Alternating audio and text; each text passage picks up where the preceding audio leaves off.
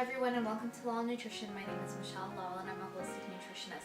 So today I wanted to share a really simple tip with you.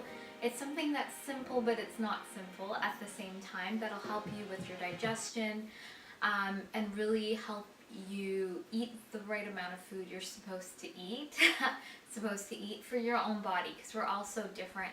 And it's something that I always talk about with clients, but it is really hard to implement in a way because we're not really taught to listen to our bodies. And so what I want to talk about is really honoring the feeling of hunger and eating according to your feeling of true hunger, and not by a schedule, or I'm supposed to eat at this time, or I missed lunch. I've played around with this idea for many years, and it was really an interesting experiment I did on my body. And I always thought I was super hungry all the time, and I've noticed my appetite has changed the last few months. And I kind of for a while, a few weeks, ate when I thought I was supposed to eat, because it was just my habit, and I had been doing that for many years because my body would get hungry at that time. And because of maybe moving or the weather or whatever, lots of different things come into play. I've noticed that my hunger has shifted, and so I want something different for dinner or something lighter for dinner rather than what I would usually have. And it's really important to listen to your hunger and what your body is asking for.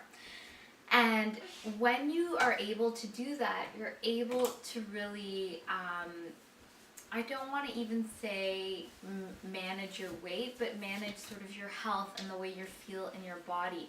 When you don't listen to your body and you're eating when you're not hungry, that's going to lead to, extra weight, or feeling bloated and having indigestion and not feeling good in your body. And I started to experience a bit of that. And when I really committed to chewing my food, but also looking at then my hunger. Because for me, I love eating, and I love, I know I regularly eat at certain times because that's just how my body has been. But it has shifted, and maybe it's not forever, but for right now. And it's a little bit scary to, for me personally, to not eat when I'm expecting myself to eat. Sometimes thoughts go through your head, what's wrong, what's going on. And as I've listened to my body and just eaten what I've needed to eat, and listen to what I need to eat and how much, and it has actually made a difference in my body. And I noticed when I wasn't listening to that, my body didn't feel the same way. And so now it's feeling more like how I'm used to feeling. More energy, more vibrance, better digestion. And so this is something I really want to implement, is really paying attention to hunger. And so I have a video on distinguishing true hunger from phantom hunger, and drinking water is a great way to know that you're truly hungry and you're really focusing on your stomach to see that it's growling, it's empty. That means it's ready for food.